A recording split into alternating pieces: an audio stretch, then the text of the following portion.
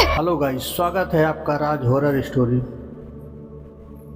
आज सुनाने जा रहे हैं आपको दयावान। अभी अभी हाल में ही तो खमेसर आया था इस कस्बे में। ऐसा कस्बा जो धीरे धीरे शहर का रूप ले रहा था। इधर उधर दूर तक निर्माणाधीन बिल्डिंगें बिखरी पड़ी थी। कहीं कहीं आसपास में कई सारी बिल्डिंग बन रही थी, तो कहीं कहीं एकदम से सन्नाटा पसरा था। दूर दूर तक एक भी घर नहीं, तो किसी किसी एरिया में एक अद्धा कच्ची झोपड़ियाँ नज़र आ रही थी। दरअसल खमेसर का बड़ा भाई रमेशर इस कस्बे में दैनिक मजदूरी का काम करता था। उसने ही खमेसर को भी काम के सिलसिले में बुलवाया था। खमेसर बीए पास था और उसके भाई ने उसे बताया कि इस कस्बे में बहुत सुपरवाइज़र की नौकरी मिल जाएगी, और इसके लिए उसने एक दो लोगों से बात भी की थी। जून की तपती दोपहरी में खमेसर साइकिल दौड़ाता हुआ भाई द्वारा दिए गए पते की ओर भागा चला जा रहा था। ऊबड़ खाबड़ रास्ते पर जो तेजी से वह साइकिल चला रहा था, वह पसीने से पूरा भीग चुका था। उसने साइकिल धीमी की और पास में दिख रही एक कैटरिंग दुकान की ओर बढ़ चला।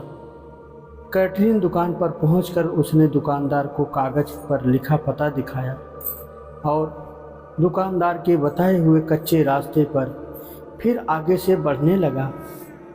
खमेसर अभी थोड़ा ही आगे बढ़ा था कि उसे 8-10 वर्ष का एक लड़का मिला। लड़के ने हाथ से दिखाकर खमेसर को रुकने का इशारा किया और कहा कि अंकल, मुझे भी ले चलेंगे क्या? खमेसर रुककर वह पता दिखाया और बताया कि उसे यहाँ पहुँचना ज़रूरी है।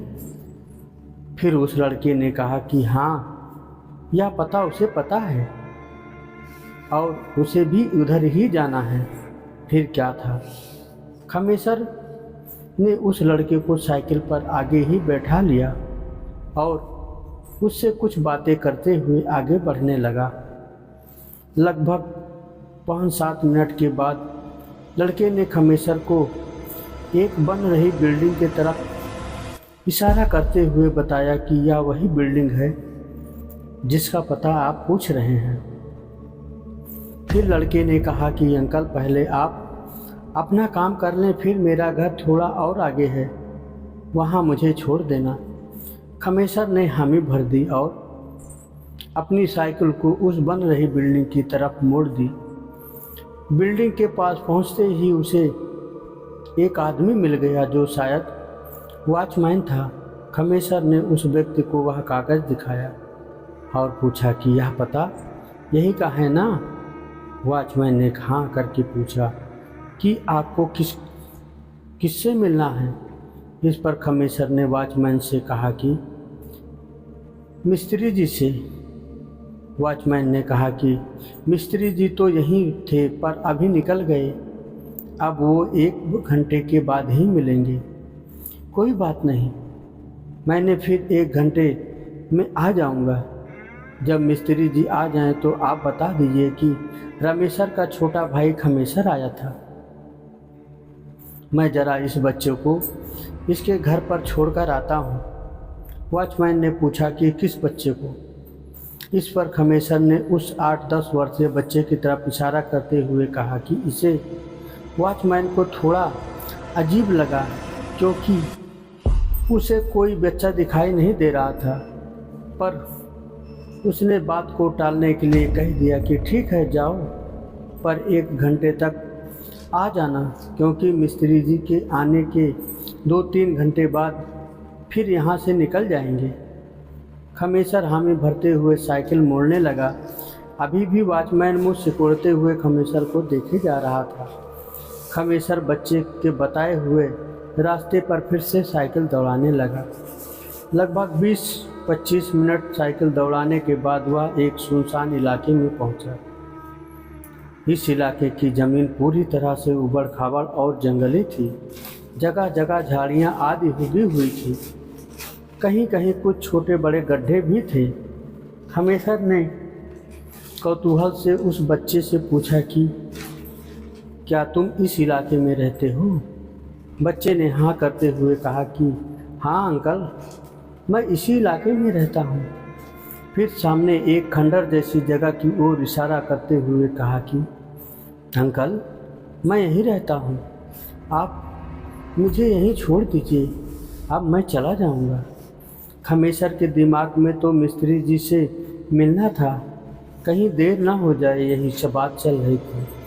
अस्तु उसने बच्चे से और कुछ पूछे बिना बच्चे को वहीं उतार कर तेज़ी से साइकिल मोड़कर फिर उसी रास्ते पर वापस साइकिल दौड़ाने लगा। 20-25 मिनट साइकिल दौड़ाने के बाद वह फिर से अपने पते पर आ गया। वॉचमैन ने बताया कि मिस्त्री जी आ गए हैं और इतना कहते हुए उसे लेकर उस बन रही बिल्डिंग के अंदर पहुंचा। अंदर मिस्त्री जी कुछ लोगों से बात कर रहे थे। वॉचमैन द्वारा परिचय कराने के बाद खमेसर ने मिस्त्री जी की पावलगी की, फिर बातचीत की हुई और मिस्त्री जी यह कहने के बाद कि कल से तुम काम पर आ जाना। प्रसन्न मन से खमेसर मिस्त्री जी का धन्यवाद करते हुए उस बिल्डिंग से बाहर निकल गया। बिल्डिंग से बाहर निकलने के बाद खमेसर काफ़ी शांत महसूस कर रहा था, क्योंकि वह लगभग 10-12 दिनों से काम की तलाश में इधर उधर भाग रहा था।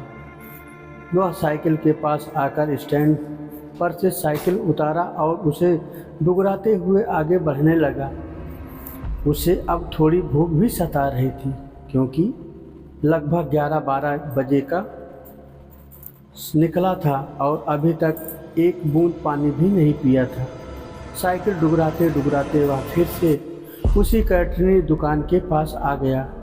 कैटरिंग दुकान के पास पहुंचकर उसने स्टैंड पर अपनी साइकिल खड़ी कर दी और कुछ खाने के लिए दुकान के अंदर चला गया। दुकान के अंदर पहुंचकर वह एक टूटे स्टूल पर बैठ गया और दुकानदार से एक लड्डू लाने के लिए कहा। दुकानदार कागज़ में एक लड्डू लपेटकर उसे दिया और साथ ही एक जग पानी, एक शीशे का गिलास भी ले लिया।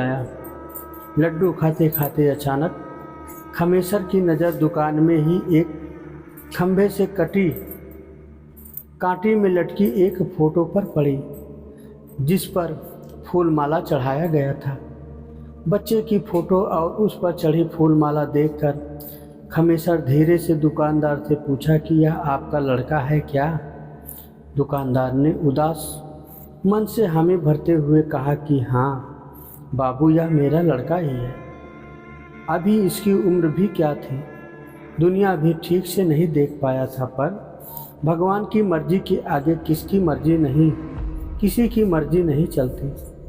दुकानदार की इतनी बातें सुनने के बाद खमेसर धीरे से उठा और उस फोटो के पास पहुंचकर गौर से उसे देखने लगा।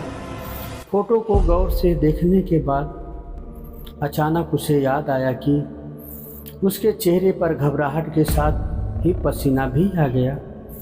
उसके पूरे शरीर में कंपन शुरू हो गई।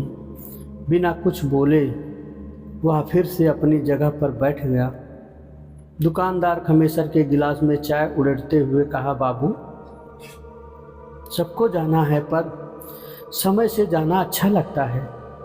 यह मेरा लड़का बहुत ही होनहार और उपकारी था, सबकी सहायता करता था, यहाँ तक कि अपरिचितों की भी।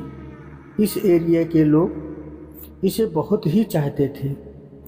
इसे इस नवनिर्माणाधीन इलाके के बारे में पूरा परिचित था। जब भी कोई अनजाना कोई उस पता पूछता तो यह केवल पता ही नहीं बताता, अपितु उस व्यक्ति को उस पते पर छोड़कर आता। इसकी वजह से सभी लोग इसे बहुत ही प्यार करते थे। लगभग 1 महीने पहले की बात है। एक दिन एक अगनोइया अनजाना मेरी दुकान पर आया। उसे उसी जगह पर जाना था जहाँ से आप आ रहे हैं। मेरा बेटा उस अगनोइयों को लेकर वहाँ पहुँचा। उस दिन उस बिल्डिंग के दूसरे महले पर पैर आदि बांधने का काम चल रहा था। पता नहीं मेरे बेटे के दिमाग में क्या आया कि वह एक पैड पर चढ़ गया। अभी वह पैड पूरी तरह से बंधा नहीं गया था। उसका पैर फिसला या पता नहीं क्या हुआ कि पैड पर से गिर पड़ा और वहाँ से कुछ लोग उसे लेकर अस्पताल तक पहुँचते तब तक उसके प्राण पखेरु उड़ चले थे। इतना कहने के बाद उस दुकानदार की आंखें डबडबा गई। अब खमेसर थोड़ा आराम महसूस कर रहा था, पर वह सोच नहीं पा रहा था कि इस दुकानदार को कैसे बताए कि अभी इसी लड़के ने उसे उस पते तक पहुंचाया था। अभी खमेसर कुछ बोले इससे पहले ही वह दुकानदार फिर बोल पड़ा, बाबू, फिर हमने इसे अपने बच्चे की मुर्दिया पर ले जाकर दफना दिया। दुकानदार ने बातें ही बातों में यह भी बता दिया कि यह मुर्दिया आप जो पता पूछे थे उससे थोड़ा दूर आगे ही है। फिर अचानक खमेसर के भी आंसू निकल पड़े और वह रोते हुए दुकानदार से कहा कि काका, यह लड़का आज भी हमें उस पते पर पहुंचाया और फिर इसे मैंने मुर्दिया पर ले जाकर छोड़ दिया, क्योंकि यह लड़का बता रहा था कि यह वहीं रहता है, पर मैं इसके साथ इसके रहने की जगह पर नहीं गया। अब तो वह दुकानदार भी फूट फूट कर रोने लगा और कहने लगा कि बाबू, ज़रूर वह मेरा मुन्ना ही होगा, क्योंकि कल भी इसने किसी को किसी पते पर पहुंचाया था, पर जब उस व्यक्ति ने बताया तो मैं बोल पड़ा कि यह नहीं हो सकता, क्योंकि मेरे मुन्ने को गए तो महीनों हो गए, पर आज तक आपसे साथ भी यही घटना घटी तो मुझे यकीन हो गया कि यह मेरा ही मुन्ना होगा और वह मुर्दिया से आकर अपनी इस दुकान के आसपास ही रहता होगा। अभी दुकानदार और खमेसर की बात चल ही रही थी कि खमेसर के पते वाला वह वॉचमैन भी चाय पीने वहाँ आ गया। उसे देखते ही दुकानदार उसे चाय देने लगा। वॉचमैन ने चाय पीते हुए खमेसर से पूछा कि बाबू, एक बात बताइए, जब आप मेरे पास गए थे तो मैंने तो किसी को भी आपके साथ नहीं देखा था, फिर भी आप बोल रहे थे कि इस बच्चे को छोड़ने जा रहा हूँ। उस समय मैं कुछ नहीं समझ पाया। इस पर दुकानदार फिर से रो पड़ा और कहा कि वॉचमैन बाबू, वह मेरा मुन्ना था और इसलिए शायद आपको दिखाई नहीं दिया।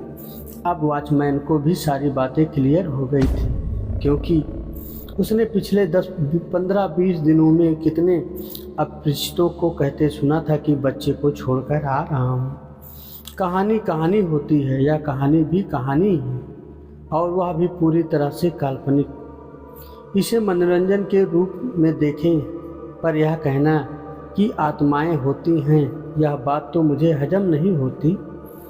मैं बार बार यही कहता हूँ कि अगर भगवान का अस्तित्व है तो भूत प्रेतों का क्यों नहीं। शायद कभी विज्ञान पूरी तरह से इस पर से पर्दा उठा दे और मेरी शंकाओं पर विराम लग जाए। तो दोस्तों, ये रही राज हॉरर स्टोरी। तो चलिए, आशा करता हूँ कि आपको ये कहानी ज़रूर पसंद आई होगी। मिलते हैं एक और नई कहानी के साथ। धन्यवाद दोस्तों।